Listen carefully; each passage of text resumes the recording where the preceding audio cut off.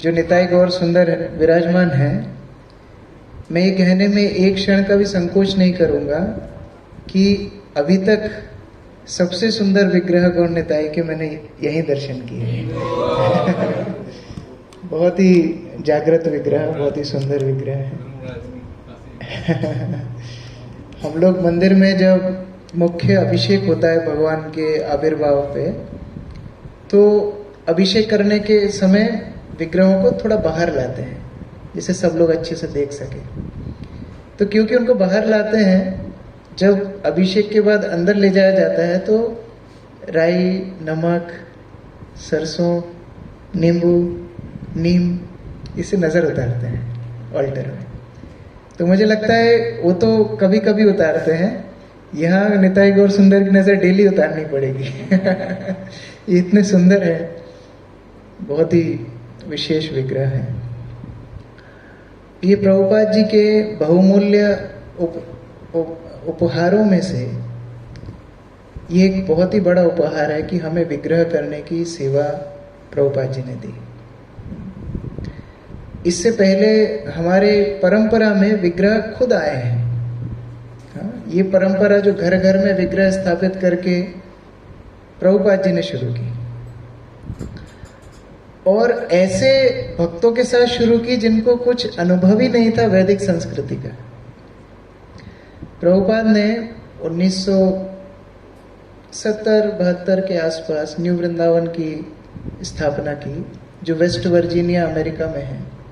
और प्रभुपाद जी का संकल्प था कि हम यहाँ पर एक वैदिक वर्णाश्रम, दिव्य वर्णाश्रम की सृष्टि करेंगे। अब वर्णाश्रम आपको पता है किस प्रकार वैदिक ग्रंथों के अनुसार अपना जीवन यापन करना, ब्राह्मण, क्षत्रिय, वैश्य, शूद्र, और फिर ब्रह्मचारी, गृहस्थ, वानप्रस्थ, संन्यास। अब प्रभुपाद जी वहां पर रुका करते थे और अपने स्वयं के उदाहरण से सिखाते थे कैसे सिंपल लिविंग, हाई थिंकिंग, सादा जीवन, उच्च विचार का किस प्रकार पालन करना चाहिए। तो वो स्वयं भी जिस प्रकार पुराने जमाने में सुबह नित्य क्रिया के लिए जंगल में जाते थे लोग, प्रभुपाद जी भी जाया करते थे। प्रभुपाद जी एक दिन तैयार हुए, उन्होंने लोटे में पानी भरा, नित्य क्रिया के लिए निकल गए। पीछे सुना कोई पीछा कर रहा है। पीछे मुड़ के देखा, कोई उनको दिखा नहीं। थोड़ा और आगे बढ़े, फिर देखा कोई पीछा कर रहा है। पीछे मुड़ के देखा, एक भक्त कैमरा लेके पीछे जा रहा था। तो प्रभुपाद जी ने उसको पूछा, तो कैमरा लेके क्यों आ रहे हो? बोला, प्रभुपाद हमको बीबीटी से बोला है कि बैक टू गॉडेड के लिए प्रभुपाद के एक्सक्लूसिव शॉट्स चाहिए। प्रभुपाद ने बोला, तुम इतने मूर्ख हो, तुमको ये नहीं मालूम सुबह के समय व्यक्ति लोटा लेके कहाँ जाता है? तुम क्या वर्णाश्रम की स्थापना करोगे? ऐसे लोगों को लेकर के प्रभुपाद ने वर्णाश्रम शुरू किया। ऑस्ट्रेलिया में जब प्रभुपाद ने विग्रहों की स्थापना की, तो विग्रहों को ही प्रार्थना करके आ गए कि आप अपना भी ख्याल रख लेना और इनका भी ख्याल रख लेना, ये आपका ख्याल रखें, ये अपेक्षा मत करना। तो उस प्रकार प्रभुपाद जी ने विग्रहों की स्थापना की। और एक इंटरेस्टिंग बात है, आप सबको पता है, प्रभुपाद विग्रहों को इस्कॉन में लाने से पहले ही विग्रह खुद इस्कॉन में आ गए अपने आप। एक दिन प्रभुपाद अपना ऑफिस वर्क कर रहे थे, ट्रांसलेशन वर्क कर रहे थे, और उनकी एक शिष्या थी मालती माता जी।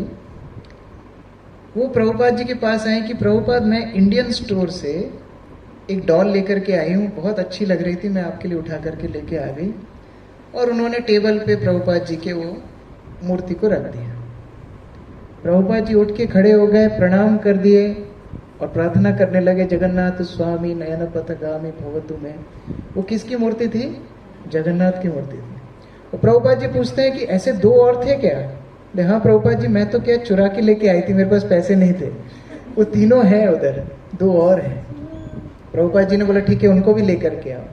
तो छोटे छोटे बलदेव, सुभद्रा, जगन्नाथ, तीनों।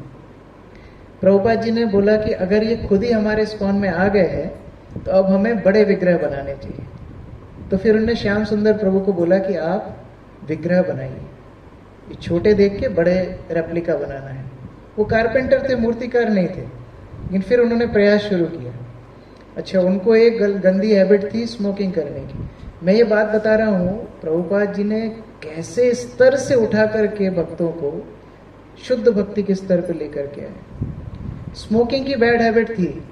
प्रभुपाद जी मूर्ति का निरीक्षण करने के लिए गए और देखा कि बलदेव के सिर के ऊपर सिगरेट का पैकेट रखा हुआ है। प्रभुपाद जी ने सोचा मैंने कहाँ फंसा दिया जगन्नाथ बलदेव सुभद्रा को। प्रभुपाद जी ने श्याम सुंदर प्रभु को बोला, तुम भगवान के एकदम निकट हो, तुम भगवान की मूर्ति का सृष्टि कर रहे हो, तुम क्यों ये छोटे से सिगरेट के पैकेट को अपने और कृष्ण के बीच में आने देते हो? इसको हटा दो। उस दिन से उनकी वो आदत खत्म हो गई। प्रभुपाद जी ने जगन्नाथ बलदेव सुभद्रा की स्थापना कर दी। एक समय पर एक पुजारी बड़ा पूजा करता, 6 ऑफरिंग करता, आरती करता, पूरा समय दिन रात उसका विग्रहों की सेवा में ही निकलता। उसने प्रभुपाद जी को एक पत्र लिखा कि प्रभुपाद, मैं इस तरह सेवा कर रहा हूँ, सुबह 3:30 बजे उठता हूँ, मंगल भोग लगाता हूँ, आरती करता हूँ, रात में 10-11 बज जाते हैं, मैं 3 से 4 घंटे ही सो पा रहा हूँ और बड़ी तल्लीनता से सेवा कर रहा हूँ। बस मेरा एक प्रश्न है, ये जो 3 हैं, काले, पीले और सफेद, इनके नाम क्या हैं? प्रभुपाद जी ने उनको रिप्लाई किया, ये जगन्नाथ बलदेव सुभद्रा है। तो उस स्थान से उठ के आज इस्कॉन में हम देख रहे हैं किस प्रकार हर देश में भगवान के विग्रह स्थापित हैं। और मुख्यतः श्री श्री गौर निताई बहुत ही करुणामय अवतार है।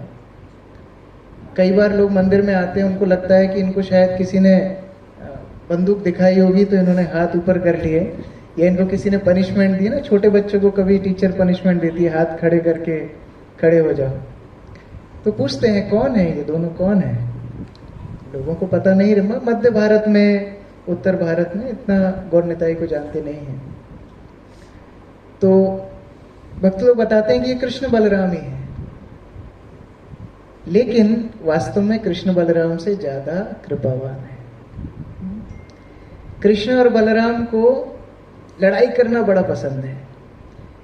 जब कोई राक्षस कंस भेजते थे, 3 राक्षस रोज वृंदावन आते थे, ब्रेकफास्ट, लंच, डिनर, और परिचय देने से पहले ही कृष्ण बलराम उनका अंत कर देते थे। ऐसा भी थोड़ी बातचीत की हो, थोड़ा मजाक मस्ती किया हो। लेकिन गौर निताई का जो अवतार होता है वो करुणामय अवतार है, वो उद्धार करने के लिए अवतार है। वो कभी भी किसी के, they never hate the sinner, they hate the सिन।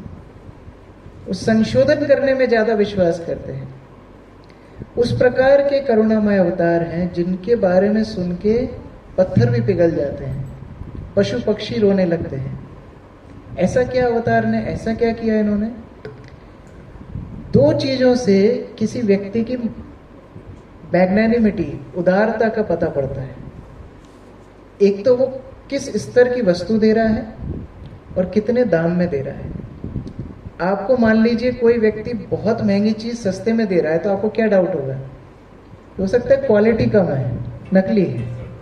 तो एक तो quality of product versus price of product. अगर कोई व्यक्ति सबसे कम दाम में सबसे हाईएस्ट चीज दे, तो वो सबसे बड़ा डिस्काउंट है। That is most magnanimous. वो है गौर निताई। वो देते हैं गोलोकेर प्रेम धन। जिस आध्यात्मिक जगत में धूल भी चिंतामणि है, हम लोग धूल झाड़ू लगाते हैं डेली, चिंतामणि का अर्थ है आप जो चिंतन करेंगे वो चीज प्रकट हो जाएगी। आपने सोचा आज मुझे गाड़ी चाहिए, गाड़ी प्रकट हो जाएगी। आपने सोचा मुझे मोबाइल चाहिए, मोबाइल प्रकट हो जाएगा। तो ऐसे चिंतामणि धाम में जहां धूल भी चिंतामणि है, उधर लोग लॉकर में क्या रखते होंगे, है ना? हम लोग पैसा रखते हैं, हीरे जवाहरात, आभूषण, लेकिन वहां लॉकर में क्या रखते होंगे? वहां लॉकर में रखा है कृष्ण प्रेम, कृष्ण के प्रति प्रेम। ये कृष्ण प्रेम वहां पर गोपनीय है। ये कृष्ण प्रेम गोलोक वृंदावन का धन है। और ऐसे धन को गौर निताई वहां से लेकर के आ गए बांटने के लिए। तो प्रोडक्ट कौन सा हो गया? हाईएस्ट। अब सोचते हैं कि इसका दाम क्या है। कृष्ण तो भगवत गीता में बोल देते हैं, क्या बोलते हैं? सर्वधर्मान परित्यज्य मामेकम शरणम व्रज। और अर्जुन को आगे ये भी बता देते हैं, ये ज्ञान सबको मत बांटना। जो तपस्वी नहीं है उनको मत देना, जो मुझसे ईर्ष्या करते हैं उनको मत देना, ये बोल रहे हैं इनको मत देना, उनको मत देना। और गौरनेताई क्या बोलते हैं, जा रे देखो तारे कहो कृष्ण उपदेश, जा करके बांटो। अच्छा, इसका मूल्य क्या रहेगा? नहीं, भीख मांग करके बांटो, कृपया करके ले लीजिए। सबसे मुख्य वस्तु, सबसे उच्च स्तर की वस्तु भीख मांग मांग के, जा करके, कि आप केवल हरिनाम ले लीजिए, हम आपके दास बन जाएंगे, हम आपके परमानेंट सर्वेंट बन जाएंगे अगर आप हरिनाम लेंगे तो। इतना उदारता और कोई अवतार ने अभी तक नहीं देखा है। हर श्रेणी के भक्त के लिए उदारता। जो मायावादी हैं, हम लोग शास्त्र में पढ़ते हैं, मायावादी कृष्ण अपराधी। कृष्ण अपराधी भगवान के प्रति उनके अपराध की भावना, भगवान के प्रति उनकी नकारात्मक भावना, कृष्ण में विलीन होने की भावना। शास्त्र बोलते हैं ऐसे लोगों का संग नहीं करना चाहिए। चैतन्य महाप्रभु ऐसे लोगों को जाकर के उद्धार करते हैं। उनमें से एक बड़े थे सार्वभौम भट्टाचार्य, पुरी में रहा करते थे, बड़े प्रगाढ़ पंडित थे, उनके गुरुकुल चलते थे। चैतन्य महाप्रभु जब पुरी आए, जगन्नाथ का दर्शन करके बेहोश हो गए, और ऐसी अचेतन अवस्था में सार्वभौम भट्टाचार्य उनको उठा करके अपने घर लेकर के आ गए। सार्वभौम भट्टाचार्य ने देखा इतना सुंदर लड़का है और इसने सन्यास ले लिया, क्या गड़बड़ हो गई इसके जीवन में, जिसने सिर मुंडवा लिया। बड़ी दया आती लोगों को देख करके, इतना सुंदर लड़का, इसको तो इस रास्ते में नहीं होना चाहिए। चैतन्य महाप्रभु को जब चेतना आई, सार्वभौम भट्टाचार्य उनको बोलते हैं, ठीक है, आपको मैं मजबूत बनाऊंगा, आपने कम उम्र में सन्यास ले लिया है, कोई भी आपको सिखा पढ़ा के ले जाएगा, मैं आपको मजबूत बनाऊंगा। 7 दिन तक सार्वभौम भट्टाचार्य उनको भाषण देते रहे और चैतन्य महाप्रभु शांति से सुनते रहे, न हूं न हाँ न कुछ। 7 दिन बाद सार्वभौम ने बोला कि आंखें खोल के सो रहे हो क्या, समझ में आ रहा है कुछ मैं क्या बोल रहा हूं? बोला आपकी व्याख्या समझ में नहीं आ रही, श्लोक बराबर समझ में आ रहा है, व्याख्या आपकी कुछ भी समझ में नहीं आ रही। और उसमें फिर बड़ा अच्छा संवाद दोनों के बीच में होता है। चैतन्य महाप्रभु को भक्ति, शुद्ध भक्ति के बारे में बताते हैं और भक्त बना देते हैं। ऐसे मायावादी कर्कश, जो जिनके वचन, जिनका केवल कुतर्क करने का माध्यम था शास्त्र, ऐसे सार्वभौम भट्टाचार्य पानी में छप छप करके भक्तों के साथ खेलना शुरू करते हैं। और भक्त लोग बोलते हैं, देखो देखो ये वही मायावादी सन्यासी है, ये वही मायावादी सार्वभौम है जो बोलता था ब्रह्म सत्य जगत मिथ्या, और अभी वो पानी में छप छप करके सबके साथ खेल रहा है। ये किसकी कृपा है? चैतन्य महाप्रभु की कृपा है। यही बात नहीं रुकती। जब चैतन्य महाप्रभु दक्षिण भारत जाते हैं, वहां पर रामानंद से मिलते हैं, उनसे क्या बोलते हैं? मैं तो मायावादी सन्यासी था, मुझे सुधारा सार्वभौम ने। क्रेडिट किसको दे रहे हैं? सार्वभौम भट्टाचार्य को। मतलब एक तो कहावत है, मारे और रोने दे, सुना है आपने? हमारे मध्य देहात की कहावत है, मारते जाओ और रोने मत दो। ये है उसका विपरीत, देते जाओ और उसकी प्रशंसा करते जाओ। ये है चैतन्य महाप्रभु। भक्तों के साथ इनका कैसा संबंध है? बड़ा ही प्रेम का संबंध है। चैतन्य महाप्रभु अपने सन्यास के लिए बड़े कठोर थे। जमीन पे सोया करते थे, ठंडे पानी से 3 बार नहाते, कृष्ण नाम का संकीर्तन करते, और रात में राधा कृष्ण के वियोग में, कृष्ण के वियोग में चैतन्य महाप्रभु इतने व्याकुल हो जाते कि अपने कक्ष की दीवारों पे अपने मुख को रगड़ते थे, पूरा खून खून उधर से गिरता जाता था। ऐसी अवस्था देख करके किस भक्त को बुरा नहीं लगेगा? बड़ा दुख होता था भक्तों कि इतने मधुर, इतने सौम्य चैतन्य महाप्रभु, उनको इस प्रकार का कष्ट मिल रहा है। तो ये दुख देख के चैतन्य महाप्रभु डबल दुख हो जाते थे, लेकिन कर तो कुछ नहीं सकते थे। उनमें से एक भक्त था जगदानंद। वो जगदानंद ने निश्चय किया कि हम चैतन्य महाप्रभु की हेल्प करेंगे। हेल्प कैसे करेंगे? एक वैद्य के पास गए। वैद्य को बोला, ये तो छोटा सा लड़का है, 25-30 साल का, इतना इसको कष्ट होता है, दीवारों में अपना सिर रगड़ता है, क्या बात है? तो वैद्य भी डेढ़ शाना था। उन्होंने बोला कि हो सकता है चैतन्य महाप्रभु को वात बहुत बढ़ गया, हीट बढ़ गई इनकी बॉडी में। तो इनको ठंडा ठंडा तेल, उस समय पे नवरत्न तेल नहीं होगा शायद, बोले आप चंदन का तेल लगाइए। चंदन की इतनी सी वाटी महंगी आती है, उसका तेल निकाल करके रोज लगाना बहुत कॉस्टली अफेयर। और ये सब तो बाबा साधु थे, कहाँ से लाएंगे? जगदानंद पंडित पुरी से पैदल जाने का संकल्प करते हैं मायापुर, नवद्वीप के आसपास उनका घर था। तो चैतन्य महाप्रभु को बोलते हैं मेरे घर में एक इमरजेंसी आ गई, मुझे जाना है। चैतन्य महाप्रभु बोलते हैं तुम्हें रिश्तेदारों के नाम भी याद है? तुमने जब से घर छोड़ा है तुम्हें किसी का संपर्क है? बोले नहीं नहीं, बहुत दूर की मौसी बीमार है, उधर कुछ जरूरी काम है, जाना है। चैतन्य बोले ठीक है जाओ। पैदल चल के गए, लगभग 1.25 महीना लगा पैदल चल के जाने में, नवद्वीप पहुंचे। जितना घर बार जमीन थी सब कुछ बेच दी। बेच करके निश्चय किया कि अब हम चैतन्य महाप्रभु के लिए चंदन का शुद्ध तेल खरीदेंगे। वहां पर अच्छा तेल भी मिलता है सुंदरबन में। उन्होंने अच्छा महंगा चंदन का तेल खरीदा, एक घड़े में भरा और घड़ा उठा करके खुद 1.25 महीना फिर चल करके नवद्वीप आए। पूरे अंतराल में लगभग 1.5-2 महीने, ज्यादा ही उससे हो गया। चैतन्य महाप्रभु के सेवक थे गोविंद। गोविंद को ला करके ये घड़ा दे दिया कि आपको रोज क्या करना है? चंपी करना है। ये चंदन के तेल से महाप्रभु के सिर पे आपको लेप लगाना है। अब गोविंद तो बेचारा जूनियर है, ठीक है, तैयार हो गया, खड़ा रख दिया महाप्रभु के कक्ष में। और महाप्रभु रात में, महाप्रभु का शेड्यूल क्या रहता था चैतन्य महाप्रभु का? सुबह, रात में तो सोते नहीं थे, सुबह जब सूर्योदय के समय नित्य क्रिया करके जगन्नाथ का दर्शन करने जाते, दर्शन करके हरिदास ठाकुर से मिलने जाते, हरिदास ठाकुर से मिलने के बाद समुद्र स्नान, दोपहर की गायत्री, उसके बाद जाते सीधा टोटा गोपीनाथ मंदिर और भागवत सुनते थे रोज। ध्रुव चरित्र और प्रहलाद चरित्र, ये 2 ही एपिसोड रिपीट टेलीकास्ट, वही सुनते रहते थे। और कब तक सुनते थे? जब तक पढ़ने वाला पढ़ ना पाए, क्योंकि आकाश में सूर्य अस्त हो गया, अभी बिल्कुल भी प्रकाश नहीं बचा है, तब तक सुनते थे। तो सूर्यास्त के बाद चैतन्य महाप्रभु वहां से अपने कक्ष में आए। अभी कक्ष में घुसते से ही तो शुद्ध चंदन के तेल की सुगंध आ रही थी। महाप्रभु बोले ये क्या हुआ गोविंद, किसने दिया? बोले महाप्रभु जगदानंद ने दिया है, आपके सिर पे रोज मालिश करनी है।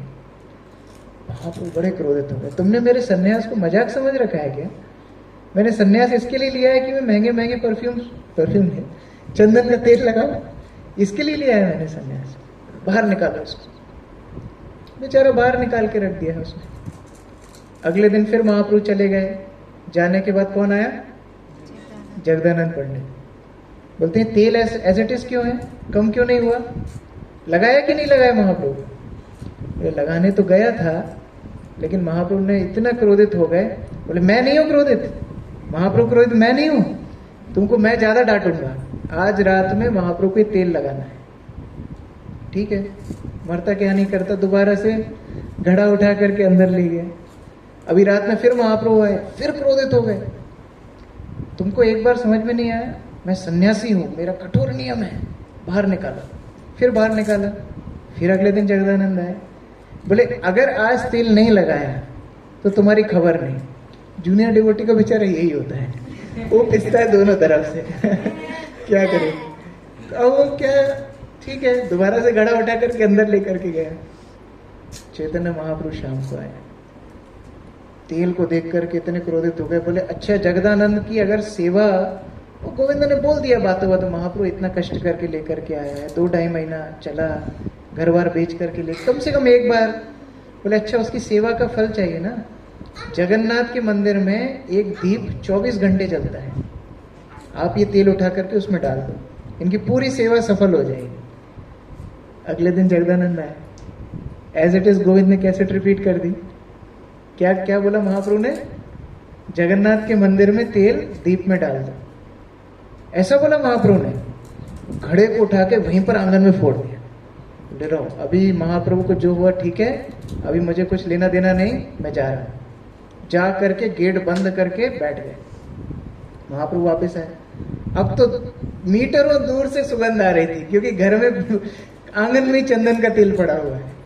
महाप्रभु आए, बोले ये क्या कहानी हुई? मैं क्या बताऊं, अभी आपकी कहानी है, आप दोनों के बीच की कहानी। मैं तो क्या यहाँ से वहां पोस्टमैन का काम कर रहा हूँ। महाप्रभु बोले कुछ नहीं, अपने आप सही हो जाएगा सब। महाप्रभु बैठ गए। एक दिन निकल गया। खाना पीना तो दूर की बात है, नित्य क्रिया करने के लिए भी अपने कमरे से बाहर नहीं निकले जगदानंद, एकदम गुस्सा। एक दिन बाद महाप्रभु के पास भक्त लोग आए, महाप्रभु एक दिन हो गया जगदानंद ने कुछ खाया नहीं। बोले कोई बात नहीं, पहले से बहुत स्टोर है, हमारे भक्त तो सबकी पेट है, कोई टेंशन नहीं है, एक दिन में कुछ नहीं होगा। दूसरा दिन भी निकल गया, भक्त लोग आए, महाप्रभु कुछ खाया नहीं है जगदानंद ने। बोले कोई बात नहीं, ऐसी कोई बड़ी बात नहीं हुई, इतना नाराज होने की बात नहीं। तीसरे दिन फिर भक्त लोग आए, महाप्रभु 3 दिन हो गए, कुछ हो गया तो अंजाम आपके सिर। चैतन्य महाप्रभु अभी तो सीरियस बात हो रही है। महाप्रभु गए अपने कक्ष से जगदानंद की कुटिया में, नॉक किया। नॉक करके केवल मधुर स्वर, महाप्रभु की जब देखने में इतने सुंदर हैं तो वाणी कितनी मधुर होगी, है ना। मधुर आलापे आखरे आखरे शुद्ध धारा बरिशने, हर एक अक्षर में जिसकी ऐसा लगता हो कि अमृत की बारिश हो रही हो। चैतन्य महाप्रभु बोलते, जगह ओ जगह, मैं स्नान करने जा रहा हूं, आकर के तुम्हारे हाथ की रसोई खाऊंगा। बस यहां महाप्रभु गए और यहां जैसे ग्लूकॉन डी का बूस्टर चढ़ गया।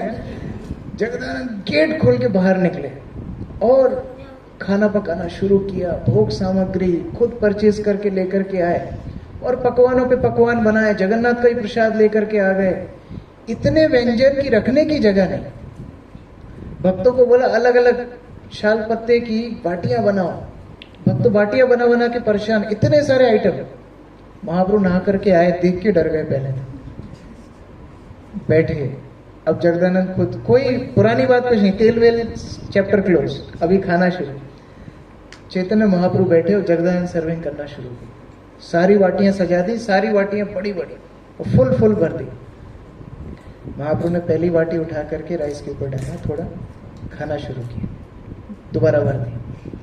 महाप्रभु बोले अभी इसको कुछ बोला तो 3 दिन तो ऑलरेडी फास्टिंग किया है, तो अभी बोलना ही मुश्किल है।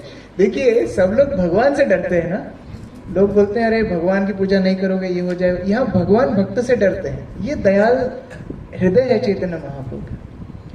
जितना जगदानंद खिलाते गए, महाप्रभु एक बाटी से फिर उठाते, फिर उसको फुल कर देते, फिर उठाते, फिर फुल कर देते। जितना खिलाया उतना महाप्रभु ने उधर बैठ करके खाया। उसके बाद हाथ जोड़ के महाप्रभु बोले भाई मुझे माफ कर दो, मैं अभी यहीं पर बीमार हो जाऊंगा, मुझे छोड़ दो। तब जगन्नाथ ठीक है छोड़ दिया, जाओ। तो चैतन्य महाप्रभु ऐसे अवतार हैं जो भक्तों के वश में आ जाते हैं।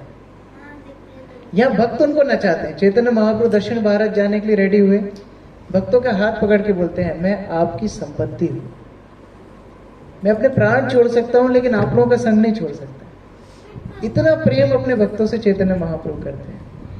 कई बार उनके क्रोध का वर्णन है कि चैतन्य महाप्रभु बड़े क्रोधित हो गए, कभी शासन कर दिया, लेकिन अगर पूरी कहानी देखें तो उसमें बड़ी शिक्षा रहती है।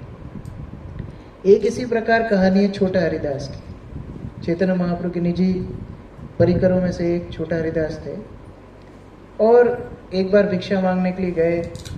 एक वृद्ध महिला थी, उन्होंने भिक्षा दी, उनकी तरफ केवल एक बार देख लिया।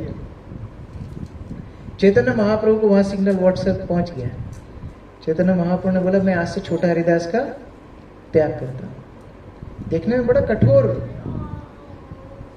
1 साल तक छोटा हरिदास दूर से महाप्रभु जगन्नाथ मंदिर दूर से देखता था। कभी एक बार महाप्रभु बुला लें, कभी एक बार क्षमा कर दें, एक बार भी पलट के नहीं देखा। स्ट्रिक्ट।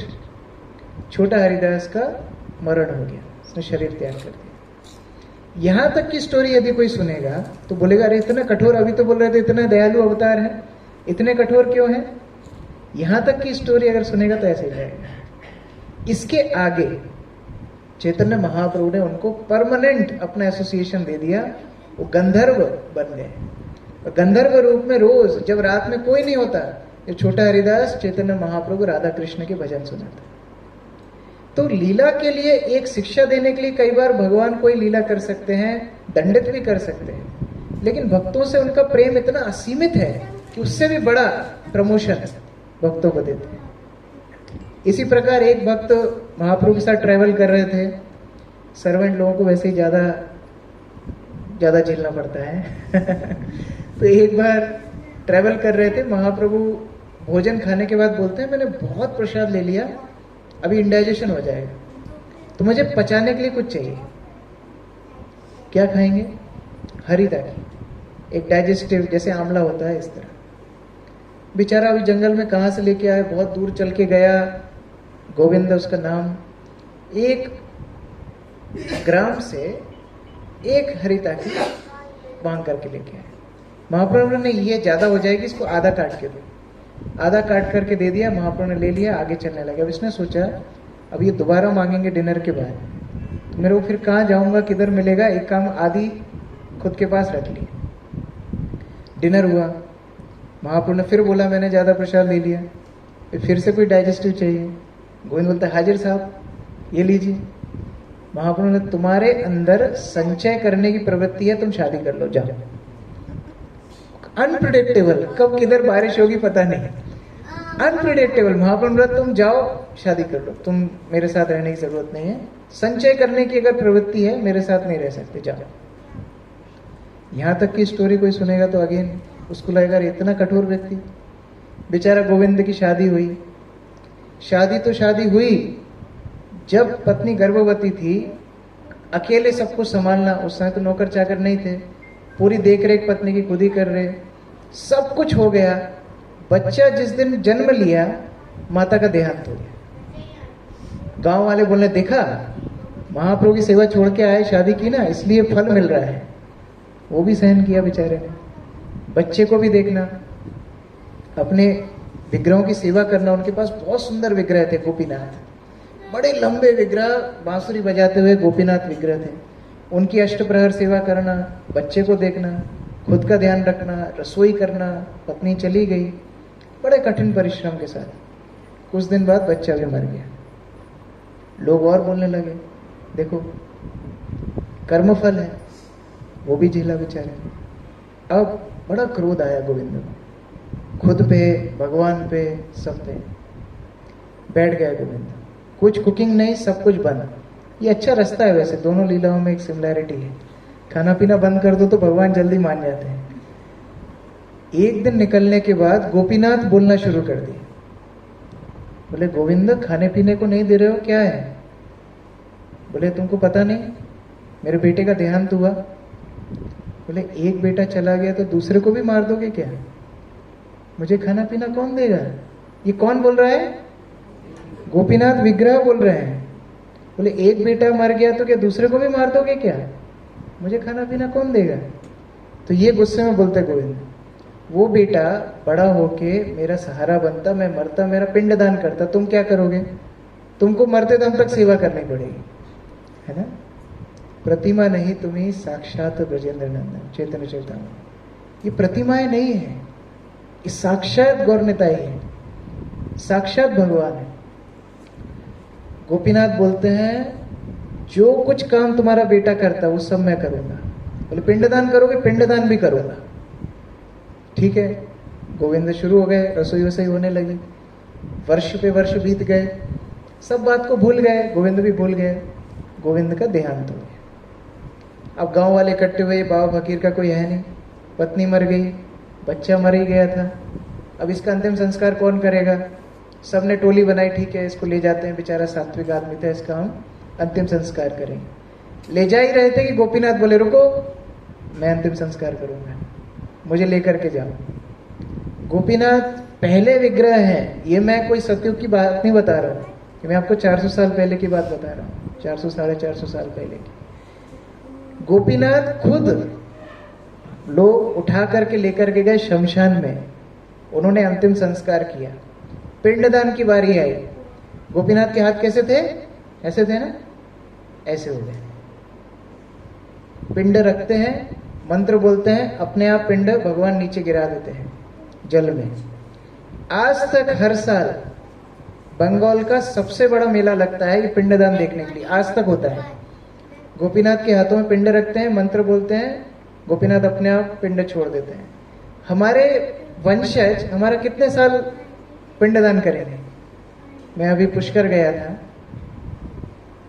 हमसे हमारे पूर्वजों का नाम पूछा, हमें 3 पीढ़ी के ऊपर नहीं बता पाए।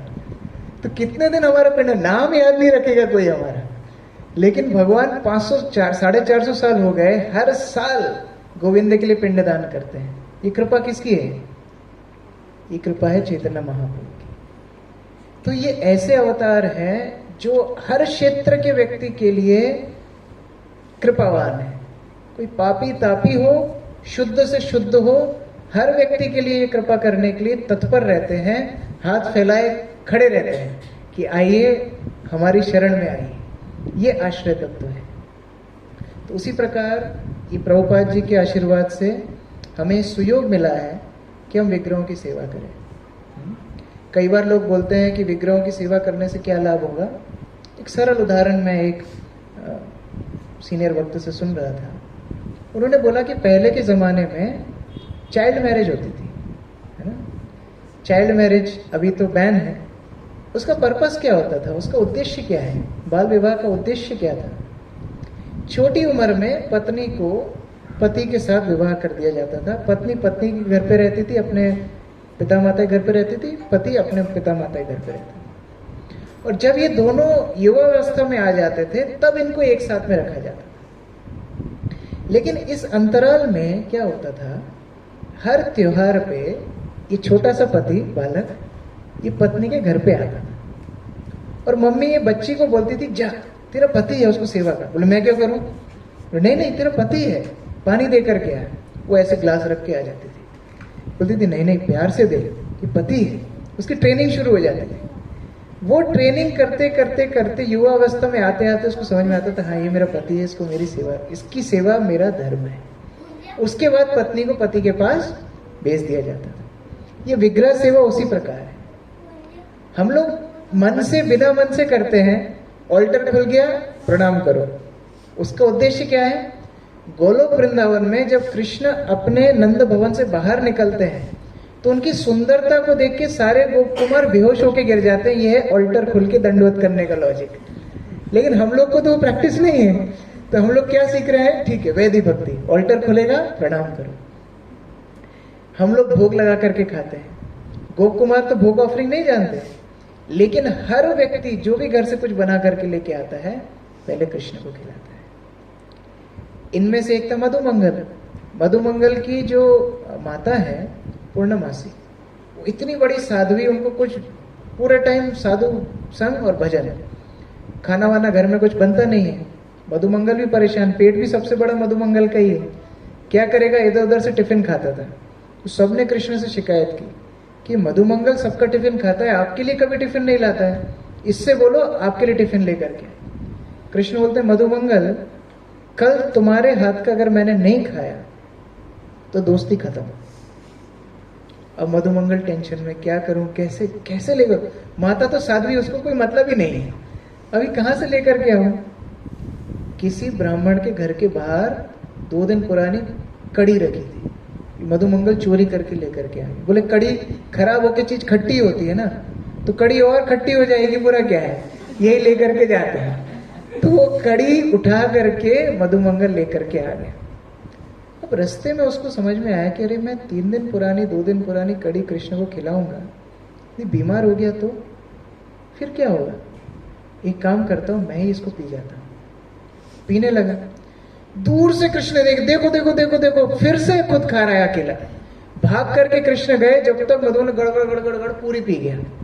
अब जल्दीबाजी में कुछ कड़ी यहाँ फैली, कुछ कपड़ों पे फैली, कुछ धोती पे फैली, कुछ नीचे फैली। कृष्ण ने बोला आज तेरे को छोड़ूंगा नहीं। कृष्ण मधुमंगल के मुख पे, कपड़ों पे जो कड़ी लगी थी उसको उठा उठा के खाने लगे। ये देख के ब्रह्मा जी ऊपर से नीचे गिर गए, उनको टेंशन आ रही कि ये कैसा भगवान है, ये अपने भक्तों का झूठा खा रहा है। उसके बाद ब्रह्म विमोहन लीला हुई, सारे गोप कुमारों को उठा करके ब्रह्मा जी लेकर के गए। कहने का तात्पर्य, गोलोक वृंदावन में जो सहज अपने आप जो भगवान के प्रति भाव भक्तों का है, जो नित्य परिकरों का भगवान के लिए प्रेम है, उसका हम कभी भी अनुकरण नहीं कर सकते। लेकिन ये वैदिक भक्ति के अनुसार जब विग्रहों की सेवा करते हैं, धीरे धीरे वो भावना हमारे अंदर आती है। नहीं, भगवान को खिलाए बिना हम कैसे खाएंगे, भगवान को अकेले छोड़ के हम कैसे जाएंगे। हमें ठंड लग रही है, भगवान को ठंड लग रही होगी, हमें गर्मी लग रही है, उन्हें गर्मी लग रही होगी। ये है कृष्ण चेतना, कृष्ण भावना। तो हम बहुत भाग्यशाली हैं। श्रील प्रभुपाद की कृपा से हमें हरिनाम मिला, विग्रहों की सेवा मिली, भक्तों का संग मिला, पुरी, वृंदावन, मायापुर जैसे धाम मिले, चैतन्य चरितामृत, भागवत गीता, ये सारे ग्रंथ मिले। तो इस प्रकार महान परंपरा से हम जुड़े हुए हैं और ये हमारी श्रद्धांजलि प्रभुपाद के चरणों में होगी कि उनकी शिक्षाओं को हम पूर्ण समर्पण के साथ पालन करने का प्रयास करें। श्री श्री निताई गौर सुंदर की जय, जगत गुरु श्रील प्रभुपाद की जय, निताई गौर प्रेमानंदे, हरे हरे कृष्ण, हरे कृष्ण। तो कोई कुछ ऐड करना चाहते हैं? क्वेश्चन तो क्या है question? Shyam Sundar Prabhu, you want to add something? Actually Shyam Bihari Prabhu, Shyam Sundar Prabhu, यहाँ सभी भक्त मेरे से बहुत सीनियर हैं। रामेश्वर प्रभु मुझे बहुत, मैं तो आंखें नहीं मिला रहा था श्याम सुंदर प्रभु से, क्योंकि मेरे लिए बहुत ही एम्बेरसमेंट है। फिर भी आप लोगों से जो सीखा है वही दोहराने का प्रयास किया है। Hare Krishna. If is any correction you can correct. Hare Krishna. ठीक है, कोई क्वेश्चन होगा तो पूछ सकते हैं। हाँ बोलिए। क्वेश्चन क्लास से रिलेटेड नहीं है, जैसे आपने बीच में पिंड दान टर्म यूज की थी, पिंड दान करना चाहिए, कई बार हम टर्म में समझे बट उसका कॉन्सेप्ट क्लियर नहीं है। इसका आप थोड़ा सा देख रहे हैं, पिंड दान का मतलब उसको कैसे समझे और करें? देखिए, चैतन्य महाप्रभु ने अपने पिता का पिंडदान किया था, रामचंद्र जी ने अपने पिता का पिंडदान किया था। महाभारत के युद्ध के बाद कृष्ण युधिष्ठिर को लेकर के जाते हैं सारे परिवार वालों का पिंडदान करने के लिए। तो शास्त्र में वर्णन है, तो करना चाहिए। या तो हम एकदम ही शुद्ध भक्ति के स्तर पे हों जैसे चैतन्य महाप्रभु, तो कुछ करने की आवश्यकता नहीं है। अगर हम वहां स्तर पे नहीं है तो शास्त्र विधि को पालन करना चाहिए, वर्णाश्रम का पालन करना चाहिए। समस्या कहाँ होती है, हम उस स्तर पे भी नहीं है और फिर सब कुछ छोड़ भी देते हैं, ये ठीक नहीं है। ठीक है, और कोई प्रश्न?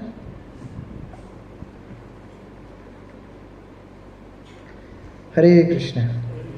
श्रील प्रभुपाद की जय।